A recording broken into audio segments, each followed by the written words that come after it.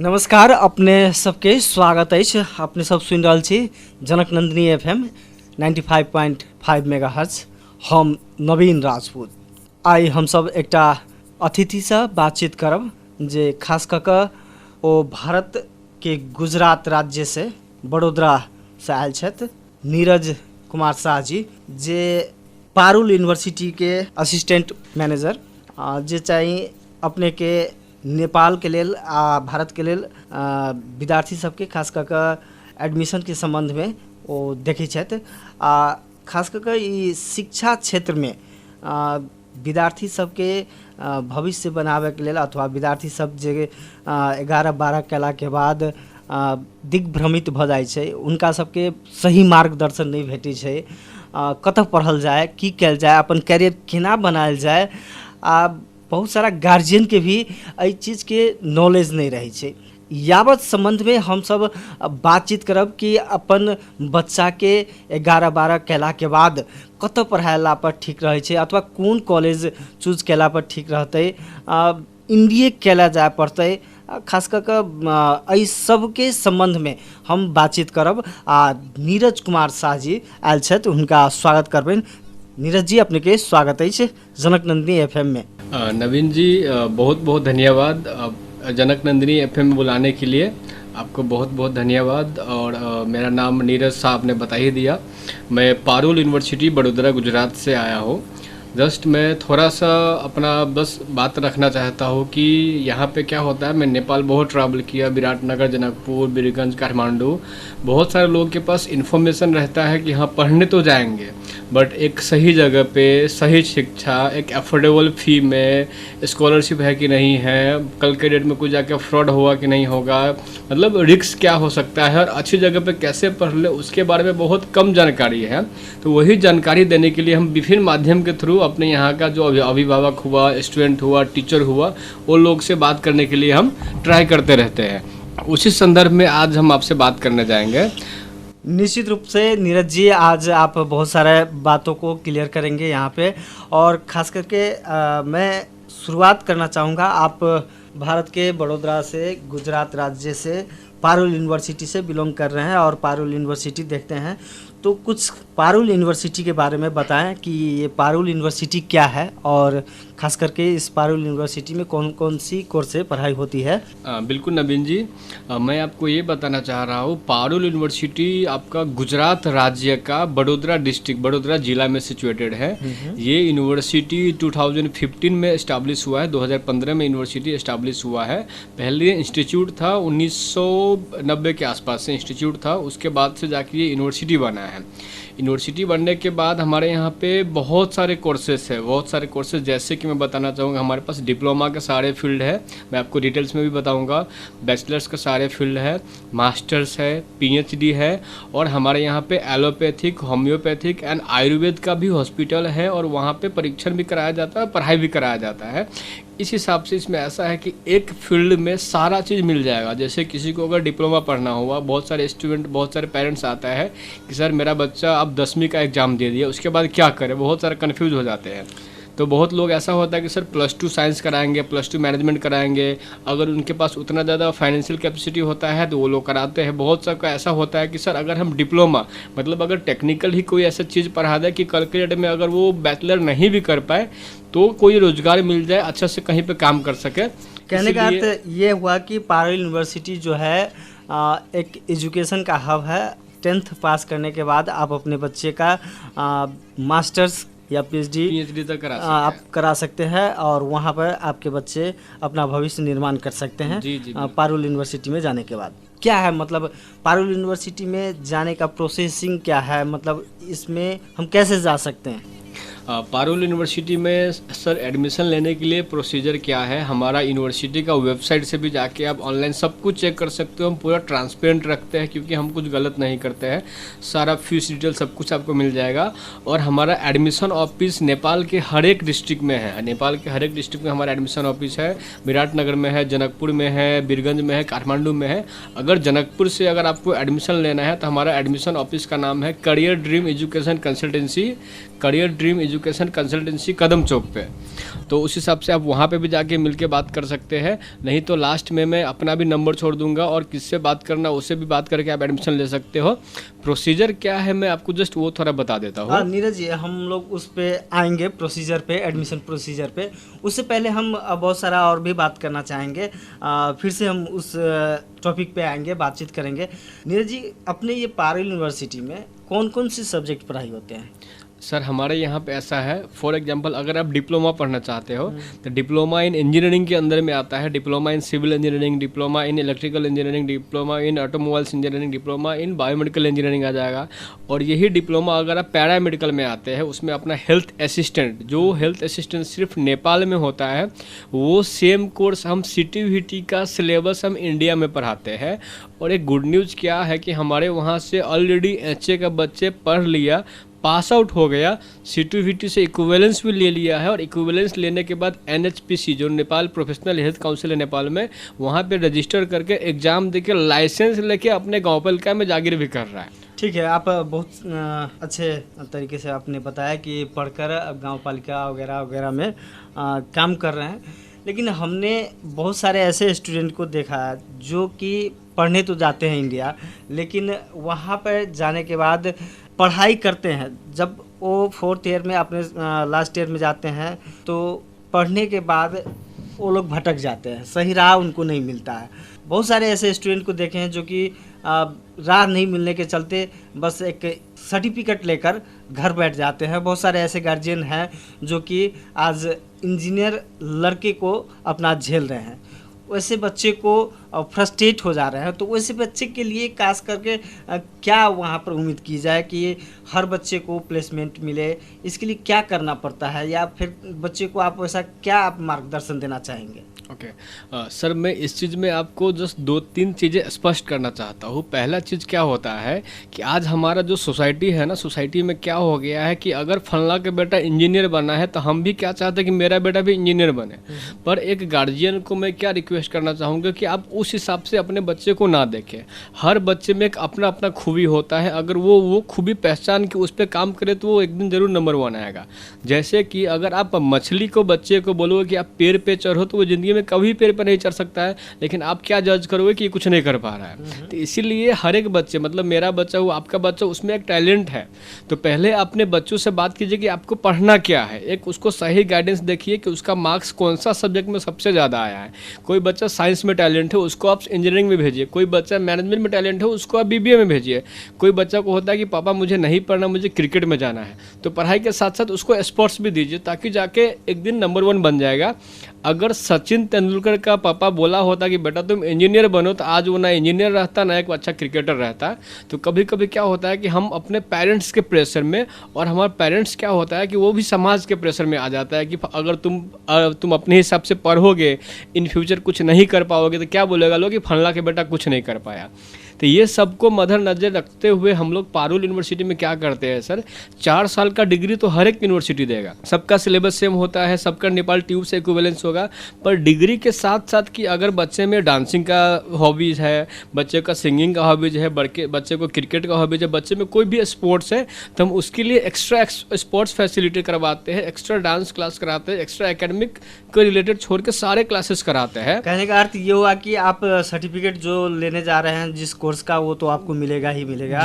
इसके साथ साथ आपको एक्स्ट्रा सर्टिफिकेट भी आपको प्रदान किया जाएगा, वहाँ से आप अचीव कर सकते हैं, जिसकी वहाँ पर फैसिलिटी है जी। क्योंकि डिग्री के साथ साथ एक्स्ट्रा चीज जरूर मिलना चाहिए कि अगर बीच में आप भटक गए, बहुत सारा स्टूडेंट होता है कि उसको फर्स्ट सेमेस्टर में, फर्स्ट ईयर में बैक लग जाता है, वो गार्जियन को नहीं कह पाता है कि सर मेरे साथ ऐसा हो गया, फिर पापा मेरे साथ ऐसा हो गया, और वो छुपाने के लिए सर मैं ऐसा बहुत सारा केस देखा हो कि लोग सुसाइड तक कर लेते हैं। पर हम उस लेवल तक बच्चे को नहीं जाने देते। अगर आपको कुछ भी ऐसा फील हो रहा है, हमारे वहाँ पे बहुत सारा सेल बनाया गया। मैं जस्ट 1-2 सेल का नाम बताता हूँ। Entrepreneurship development cell, study abroad cell, और वो एक होता है UPSC, मतलब जो गवर्नमेंट सर्विसेज का होता है उसका सेल, कि आपको किस चीज़ में जाना है, आपको उस सेल में जाना है, बात करना है कि सर मुझे बिजनेस में इंटरेस्ट है, आपके पास कोई आइडिया है, हम आपको उस आइडिया का देखते हैं और उस हिसाब से उसको फंडिंग भी किया जाता है यूनिवर्सिटी के थ्रू, ताकि आप अपना कर लो। हमारा एक ही मोटिव रहता है कि हर बच्चे के अंदर टैलेंट होता है, वो अपने टैलेंट पहचान के आगे बढ़ेगा तो वो एक दिन ज़रूर सक्सेस करेगा सर। निश्चित रूप में एक और बात आपसे जानना चाहेंगे नीरज जी। बच्चे नेपाल के, खास करके नेपाल के बच्चे को देखते हैं इंडिया तरफ जाते हैं। इंडिया ही क्यों जाए, पारुल ही क्यों जाए, नेपाल में क्यों नहीं पढ़े? नेपाल में तो बहुत सारे शिक्षा के क्षेत्र हैं, इंजीनियरिंग कॉलेज है, यहाँ क्यों नहीं पढ़ना चाहते हैं? अथवा यहाँ के जो पेरेंट्स हैं यहाँ क्यों नहीं पढ़ाते? लोग इंडिया क्यों ज़्यादातर जाना चाहते हैं? सर आपका क्वेश्चन बिल्कुल सही है। बहुत सारे पेरेंट्स आते हैं तो पूछते हैं कि सर आप लोग इंडिया पढ़ने के लिए बोलते हो, आप ये क्यों नहीं बोलते कि हमारा बच्चा नेपाल में ही पढ़े? मैं उस पर जस्ट एक थोड़ा सा आपको बताना चाहता हूँ कि क्या दिक्कत है, वो चीज़ बोले। सर नेपाल में आज की डेट में टोटल अगर हम काउंट करें तो 10 से 15 यूनिवर्सिटीज आ जाता है। सारे यूनिवर्सिटी का लीड करता है टीयू यूनिवर्सिटी। टीयू यूनिवर्सिटी के अंदर ही सारा चीज़ आता है। मतलब अगर आप केयू से भी पढ़ के आओ, पीयू से भी पढ़ के आओ, तो आपको टीयू से इक्विवेलेंस लेना पड़ेगा। और यहाँ पे क्या होता है कि जो अपना सिलेबस है, जहाँ तक मुझे आइडिया है उस हिसाब से थोड़ा सा पुराना सिलेबस है। और आज के डेट में आपको भी पता है कि world day by day change होते जा रहा है। फॉर एग्जांपल मैं बताना चाहता हूँ कि अपना जयनगर से लेकर जनकपुर तक का रेलवे आ गया है। क्या नेपाल में रेलवे का पढ़ाई है? नहीं है। अगर नेपाल को रेल का इंजीनियर चाहिए होगा तो कहाँ से लाएगा? बाहर से लाना पड़ेगा। और पढ़ाई के साथ साथ फॉर एग्जांपल मैं एक चीज़ और बताना चाहता हूँ कि अगर किसी आज के डेट में, आज हम आपसे बात कर रहे हैं टेलीकॉम कम्युनिकेशन के माध्यम से, एफएम के माध्यम से बात कर रहा है कि अगर कोई बच्चा बीटेक सीएससी पढ़ने के लिए इच्छुक हुआ, पुल चौक का एग्जाम दिया, पुल चौक में उसका 90% मार्क्स आया, स्कॉलरशिप में वो पढ़ने लगा। अब मुझे कोई ऐसा 5 कंपनी का नाम बताइए जहाँ पे उसको प्लेसमेंट मिल सकता है, जहाँ पे उसका इंटर्नशिप कर सकता है। एक अपॉर्चुनिटी थोड़ा सा कम दिखता है। कंपनी है, प्लेसमेंट मिलता है, अपॉर्चुनिटी मिलता है, पर जितना मिलना चाहिए वही नहीं मिलता है। प्लस एक तो हाई कंपटीशन है, स्कॉलरशिप में सब बच्चे नाम नहीं निकाल पाता है, प्लस थोड़ा महंगा हो जाता है। उसी संदर्भ में इंडिया सर क्या है, आज के डेट में India is the land of opportunity है। जहाँ पे आप देख रहे होंगे इंडिया फास्टेस्ट ग्रोइंग इकोनॉमी है, दुनिया का टॉप 5 में आज काउंट होता है। और इंडिया में जितना भी एफडीआई होता है, फॉरेन डायरेक्ट इन्वेस्टमेंट, वो सबसे ज़्यादा गुजरात स्टेट में यूज किया जाता है। क्यों यूज किया जाता है? बिकॉज वहाँ का जो पहला सीएम थे, मतलब सीएम थे नरेंद्र मोदी जी, आज के डेट में हिंदुस्तान के प्राइम मिनिस्टर है आदरणीय नरेंद्र मोदी जी। जितना भी नया नया प्रोजेक्ट हुआ, फॉर एग्जाम्पल बुलेट ट्रेन हुआ, दुनिया का सबसे बड़ा स्टैच्यू ऑफ यूनिटी हुआ, दुनिया का सबसे बड़ा स्टेडियम नरेंद्र मोदी स्टेडियम हुआ, वो सब प्रोजेक्ट आपको गुजरात में आता है। तो वो आने से क्या बेनिफिट होता है कि आपको एक जॉब अपॉर्चुनिटी क्रिएट होता है। ताकि हम बच्चों को क्या बोलते हैं कि हम आपको एक ऐसा यूनिवर्सिटी देते हैं जिसमें सारा चीज़ क्वालिटी होगा और आपको एक अफोर्डेबल फी में आओगे और पढ़ने के बाद आपको हम नौकरी देंगे, वहाँ पे रोजगार दे सकते हैं, इसलिए हम बुलाते हैं। हाँ, निश्चित रूप में बहुत आपने अच्छा बात किया। कहने का अर्थ ये हुआ कि नेपाल में आपको अपॉर्चुनिटी की कमी है और नेपाल में पढ़ने वाले स्टूडेंट को पढ़ने के बाद जो मिलना चाहिए प्लेसमेंट, वो प्लेसमेंट नहीं मिलता है हर किसी को। और इंडिया में इसके बनस्पत अधिक अपॉर्चुनिटी है, आप अपना करियर वहाँ पे बिल्डअप कर सकते हो। बहुत सारे ऐसे डिपार्टमेंट है, बहुत सारे ऐसे जरिया है जिसमें आप अपने आप को साबित कर सकते हो, अपने आप को मौका दे सकते हो। नीरज जी, खास करके नेपाल के बच्चे इंडिया पढ़ने जाते हैं तो इसमें ठगी बहुत सारा देखा गया है। जी। कॉलेज बोल कर ले जाते हैं कुछ, ये जो पैकेज आप लोग कहते हैं कि से इतना पैकेज है हम लोगों का एडमिशन का, या फिर क्या बोलते हैं उसको, एनुअल फी का या हॉस्टल का। लेकिन जब एडमिशन ले लेने के बाद वो बहुत सारा एक्स्ट्रा जो डिमांड सब होता है, ये फ़ी वो फ़ी, बहुत सारे फ़ी के नाम पे विद्यार्थी पे बोझ लाद दिया जाता है। तो जब वहाँ स्टूडेंट फंस जाते हैं तो वो स्टूडेंट कुछ नहीं कर पाते हैं। तो ये पारुल यूनिवर्सिटी क्या सिक्योरिटी दे सकता है? या फिर आप वहाँ से आए हैं, आपका नेपाल में बहुत सारे जगहों पे आपका एडमिशन ऑफिस है, अब तो कैसे ट्रस्ट करें इस बात को लेकर?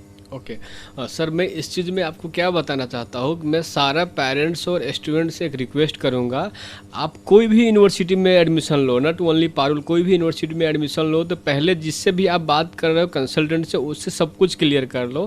क्लियर करने के बाद नेपाल गवर्नमेंट ने एक रूल्स लाया है कि आपको NOC लेके जाना पड़ेगा, नो ऑब्जेक्शन सर्टिफिकेट, जो कि आप डिप्लोमा पढ़ने जाओगे तभी भी लेना पड़ेगा, बैचलर पढ़ने जाओगे तभी भी, मास्टर कोई भी कोर्स पढ़ने जाओगे तो नेपाल गवर्नमेंट ने कंपलसरी कर दिया है NOC लेके जाने के लिए। और नेपाल गवर्नमेंट NOC उन्हीं को देते हैं जो एक अथोराइज कॉलेज जो नेपाल गवर्नमेंट में लिस्टेड होता है। पहला चीज़ ये हो जाता है। दूसरा चीज़ हम क्या बोलना चाहते हैं कि सर 2020 से लेकर आज 2024 में हम लोग बैठे हैं, पारुल यूनिवर्सिटी में नेपाल से हर साल 500 से ज़्यादा स्टूडेंट गए हैं वहाँ पे। 500 स्टूडेंट रिपीट होने का मतलब क्या होता है कि हम उनके साथ कोई फ्रॉड नहीं किए, हमारा वहाँ पे कोई चीटिंग नहीं हुआ, किसी के साथ कोई गलत नहीं हुआ, जो हम प्रॉमिस किए वो हम डिलीवर किए। अब ये हम कैसे डिलीवर करते हैं मैं आपको वो चीज़ बताना चाहता हूँ। पारुल यूनिवर्सिटी का फॉर एग्जांपल अगर मैं आपको फ़ी समझाया कि एक्स फ़ी है, वाई फ़ी नेक्स्ट ईयर रहेगा, जेड फ़ी नेक्स्ट ईयर रहेगा, वो सारा फ़ी हम आपको एक लेटर पे लिख के देंगे। उस लेटर को बोलते हैं हम ऑफ़र लेटर। उसी ऑफ़र लेटर पे पारुल यूनिवर्सिटी का अकाउंट डिटेल्स मेंशन रहता है। हम रिक्वेस्ट करते हैं स्टूडेंट को, पेरेंट्स को कि आप उसी अकाउंट डिटेल से पेमेंट कीजिए। अगर उससे नहीं पेमेंट कर सकते, क्योंकि बहुत सारे लोगों के पास अकाउंट उतना नहीं रहता है, नेपाल से पेमेंट करना है तो उसमें इश्यू आ जाता है, आप हमारे कंसल्टेंट ऑथराइज ऑफिस से पेमेंट कर सकते हैं। पेमेंट करने के बाद ऑफिस आपको एक स्लिप देता है, वो स्लिप हमारे पास लाना होता है। और जो आप बोले ना कि सर आप लोग आज बोल देते हो कि आपको इतना फ़ी लगेगा, कल क्रेडिट में जाकर उसको एड ऑन कर दिया जाता है। बहुत सारा ऐसा यूनिवर्सिटी है, मैं किसी का नाम नहीं लेना चाहूँगा, जो लोग ऐसा करते हैं, बट पारुल यूनिवर्सिटी में आज के डेट तक ऐसा कुछ भी नहीं हुआ है। नहीं होने की वजह से हम 2020 से आज तक 500 का स्टूडेंट का टारगेट जो अपना है, 500 से ज़्यादा बच्चे को पढ़ाने में सक्षम हुए हैं हर साल। और उनके साथ साथ पेरेंट्स भी आते हैं। हम क्या रिक्वेस्ट करते हैं कि अगर आप बच्चे के एडमिशन कराएं, जस्ट एक टोकन अमाउंट पेमेंट करके आप आइए अपने बच्चे के साथ हमारे यूनिवर्सिटी में, वेलकम है। आप सब कुछ देखिए, सारा चीज़ फाइनल कर लीजिए। अगर आपको पसंद होता है, नेक्स्ट सेमेस्टर का फीस पेमेंट करके वहाँ पे बच्चे को पढ़ाइए। अगर नहीं सब कुछ लगता है तो अपना आप लेके जा सकते हैं, ताकि बच्चे को उसमें कुछ दिक्कत ना हो। बिकॉज हम ट्रांसपेरेंटली रखते हैं कि हमारे साथ 1 साल का बिजनेस नहीं है, 1 साल कर लिए फिर नेक्स्ट साल से हम कहाँ जाएंगे। तो उस हिसाब से हम लोग का यही रिक्वेस्ट रहता है कि सारा चीज़ जान ले, बूझ ले, संपर्क कर ले, और हमारा अथोराइज एडमिशन ऑफिस से एडमिशन हो, जहाँ पे आपको ठगी फ्रॉड का एक भी चांस नहीं मिलेगा। एडमिशन ऑफिस के बारे में तो हम पूछेंगे ही, लेकिन बहुत जल्द मैं आपसे एक और चीज़ पूछना चाहूँगा। नीरज जी, आप लोग जो स्कॉलरशिप की बात कर रहे थे, कुछ देर पहले आपसे चर्चा हुई थी, तो आपने बताया था कि हमारे कॉलेज जो 50% अभी स्कॉलरशिप में बच्चों को एडमिशन दे रहे हैं, खास करके नेपाल के स्टूडेंट को। क्या है ये 50% स्कॉलरशिप के बारे में कुछ बताएं। ओके सर, स्कॉलरशिप के बारे में मैं आपको थोड़ा डिटेल्स में बताना चाहता हूँ। मेन क्या होता है कि इंडिया का मैक्सिमम कॉलेज का फ़ी देखोगे तो किसी का 10 लाख है, किसी का 15 लाख है, किसी का 20 लाख है, किसी का 8 लाख है। पर पारुल यूनिवर्सिटी एक ऐसा यूनिवर्सिटी है जो एक बहुत एफोर्डेबल फ़ी लेकर आया है। एफोर्डेबल फ़ी इसलिए लेकर आया है क्योंकि नेपाल एक थोड़ा इकोनॉमिकली लो कंट्री है। यहाँ पे बहुत सारा किसान के बच्चा होता है, बहुत सारे लोग अपने खेत बेच के भी बच्चे को पढ़ाते हैं। तो हम नहीं चाहते हैं उनके ऊपर बर्डन पड़े। हमारा पारुल यूनिवर्सिटी का बीटेक CSC, अगर bachelor of technology in computer science and engineering पढ़ोगे, उसका फ़ी है 8 लाख रुपया। उसमें हम आपको स्कॉलरशिप देकर सब कुछ काउंट करके लेकर आते हैं, आपको 4 लाख रुपए में वो देते हैं। प्लस हमारे पास बहुत सारा हॉस्टल्स है, मतलब 40 हॉस्टल है। आप डिसाइड कर सकते हो कि आपको कौन से हॉस्टल में रहना है, फैसिलिटी के हिसाब से आप पेमेंट कर सकते हो। ये स्कॉलरशिप हुआ जो यूनिवर्सिटी देता है 50%। प्लस इसके साथ साथ कोई बोनाफाइड स्टूडेंट है, टैलेंट स्टूडेंट है, या फिर सारा स्टूडेंट को मैं रिक्वेस्ट करूंगा, आप लोग स्टडी इन इंडिया का एक स्कॉलरशिप फॉर्म आता है थ्रू इंडियन एम्बेसी काठमांडू, उनके थ्रू आप फॉर्म फिलअप कर सकते हो। उसमें पारुल यूनिवर्सिटी लिस्टेड है, उसमें जाके आपको 100% स्कॉलरशिप मिलेगा। उसका भी कैटेगरी होता है G1, G2, G3 and G4। आपको जिस कैटेगरी में सिलेक्शन होगा उस कैटेगरी के बेसिस से आपको उसमें भी स्कॉलरशिप मिल जाएगा। प्लस कॉम्पैक्ट स्कॉलरशिप होता है, स्टडी इन इंडिया और कॉम्पैक्ट स्कॉलरशिप, दोनों स्कॉलरशिप में पारुल यूनिवर्सिटी लिस्टेड है। आप वहाँ पे जाके आप अप्लाई कर सकते हो। ये आपने 100% स्कॉलरशिप की बात की है, क्या 100% कहने का अर्थ है कि कोई भी फ़ी नहीं लगेगा उनको? उनमें ऐसा रहता है कि 100% स्कॉलरशिप में ऐसा रहता है कि जो SII है, वो एक बॉडी है जो स्कॉलरशिप देता है, वो 4 कैटेगरी में स्कॉलरशिप देता है, G1, G2, G3 and G4। अगर आपका G1 में नाम आया तो आपको 75% स्कॉलरशिप मिलेगा। स्कॉलरशिप कभी भी मिलता है तो वो मैक्सिमम आपको ट्यूशन फी पे दिया जाता है, पर बहुत सारे जगहों में हॉस्टल फी पे भी रहता है। पर हम जो भी स्कॉलरशिप दे रहे हैं वो सब कुछ ट्यूशन फी पे है सर। हॉस्टल फी हमारा जो नॉर्मल है उसी हिसाब से लगेगा ऐसा। तो पारुल में मान के चलिए कि अगर एडमिशन कोई कराता है तो उनको कितना फ़ी लग जाएगा? सर हमारे पास डिप्लोमा से लेकर मास्टर तक का कोर्स है, तो आप कौन सा फी लोगे? खास करके अभी जो 11-12 के जो स्टूडेंट को हम मद्देनज़र करते हुए बात करना चाहेंगे। अभी जो हमारे नेपाल में अभी एग्जाम हुआ है और बहुत सारे लोग इंजीनियरिंग की तरफ जाना चाहते हैं या जाएंगे, और डिप्लोमा, ये दो कोर्स की आप फी स्ट्रक्चर अगर बता दें दर्शकों के लिए, श्रोताओं के लिए, तो अच्छा रहेगा। देखिए सर, अगर आप 10th का एग्ज़ाम दिए हो, कोई भी एंट्रांस के प्रिपरेशन कर रहे हो, अगर आपका नाम नहीं निकल रहा है नेपाल से कि अगर मुझे HA करना है, नाम नहीं निकल पा रहा है, तो पारुल यूनिवर्सिटी एक ऐसा यूनिवर्सिटी है जो 3 लाख INR, 3 लाख INR मतलब 5 लाख नेपाली में आपका रहना, खाना, पढ़ना, 3 साल का each and everything included in that only. 3 साल का 3 लाख रुपया, फर्स्ट ईयर का 1 लाख, सेकेंड ईयर का 1 लाख, थर्ड ईयर का 1 लाख, उसी में रहना, उसी में खाना, सब कुछ रहेगा डिप्लोमा स्टूडेंट के लिए। चाहे आप कोई भी डिप्लोमा पर हो, चाहे आपको HA पढ़ना है, आपको डिप्लोमा इंजीनियरिंग पढ़ना है, डिप्लोमा होटल मैनेजमेंट पढ़ना है, सारा चीज़ का यही फी रहेगा 10वीं के बाद। अब हम आते हैं 12वीं के बाद। 12वीं में अगर आपको 12वीं के बाद अगर आपको बैचलर पढ़ना है, bachelor in the sense BTech पढ़ना है, इंजीनियरिंग पढ़ना है, या फिर आपको BBA पढ़ना है, या फिर आपको BCom पढ़ना है, इसमें मैं एक आपको एवरेज फ़ी बता रहा हूँ 6 लाख से 7 लाख रुपया तक विथ हॉस्टल। विदाउट हॉस्टल हमारा 50% स्कॉलरशिप है जो 4 लाख रुपया हो गया, उसमें आप 3 से 3.5 से 4 लाख रुपया हॉस्टल का भी ऐड कर दीजिए, 4 साल का हॉस्टल फीस में काउंट करके हम 6 लाख से 7 लाख रुपया में आपको BTech बैचलर का सारे कोर्सेज हमारे कवर हो जाते हैं सर। और इसमें हम आपको थोड़ा सा हॉस्टल फैसिलिटी बताना चाहते हैं कि हमारे पास क्या क्या हॉस्टल फैसिलिटीज है। जो फी आप हॉस्टल का पे करोगे उसमें आपका 3 टाइम्स का मील आएगा, ब्रेकफास्ट, लंच, डिनर, जिम आएगा, स्विमिंग पूल आएगा, लॉन्ड्री फैसिलिटी आएगा, हफ्ते में 6 जोड़ी कपड़ा आपके बच्चे को धो के दिया जाएगा, प्लस उसमें जितना भी एक्स्ट्रा एक्टिविटीज सारा फी उसी में इंक्लूडेड आएगा। क्योंकि हम नहीं चाहते कि हमारे किसी भी बच्चे पे बर्डन पड़े कि भाई कपड़ा धोना है, ये करना है, वो करना है। उस हिसाब से उनको कोई भी ऐसा दिक्कत नहीं होना देना चाहते हैं सर। नीरज जी, अब हम लोग अंत तरफ आ गए हैं। ये सारे बच्चे जो अगर पारुल यूनिवर्सिटी में पढ़ना चाहें, जो सुन रहे हैं मुझे, उनके लिए आप क्या कहना चाहेंगे कि कहाँ पे आके एडमिशन कर सकते हैं, अथवा इसके बारे में और डिटेल्स जानकारी के लिए कहाँ पे आकर संपर्क कर सकते हैं? मैं सारे बच्चों से, गार्जियन से, अभिभावक से रिक्वेस्ट करूँगा कि अगर आप पारुल यूनिवर्सिटी में एडमिशन लेना चाहते हैं तो हमारा एडमिशन ऑफिस है कदम चौक कैरियर ड्रीम। कदम चौक पे है बुधयर के बिल्डिंग में career dream. Mister Rakesh Shah ji, उनसे आप बात कीजिए, वो हमारा अथोराइज ऑफिस है और वो आपको प्रॉपर गाइडेंस कर देंगे कि हाँ इसमें कितना फ़ी लगेगा, नहीं लगेगा, कब जाना है, कब टिकट बुक करना है। सिर्फ आपका कोर्स तक नहीं, 4 साल ही नहीं, 4 साल के बाद कभी भी ज़रूरत पड़ेगा तो राकेश सर आपको हेल्प करेंगे सब कुछ में। और राकेश सर का और हमारा ऐसा कहना है कि we stand as a second guardian. अगर आपको कुछ भी दिक्कत होता है, थोड़ा सा भी परेशानी होता है, तो आप अपने भाई, आप अपने पापा, आप अपने बहन, सब कुछ समझ के हमारे साथ शेयर कर सकते हो। हम आप में उसमें हेल्प करने के लिए तैयार है। कैरियर ड्रीम, कदम चौक, बुधयर की बिल्डिंग में जाके आप संपर्क कर सकते हैं। धन्यवाद नीरज जी। और भी कुछ जो हमें पूछना बाकी रह गया हो और आपने बताना भूल गया हो तो कुछ कह सकते हैं पारुल यूनिवर्सिटी में जाते जाते? मैं सर ये चीज़ बता रहा हूँ, बहुत सारे स्टूडेंट का भी क्या होता है ना कि जो 10 तक का सफ़र होता है वो होता है 13 साल का सफ़र, नर्सरी से लेकर 10 तक का, और 11-12 का सफ़र होता है वो 2 साल का सफ़र होता है। बहुत सारे स्टूडेंट अभी दिए, तो इसमें बहुत सारा दोस्त मिलेगा, बहुत सारा यार मिलेगा।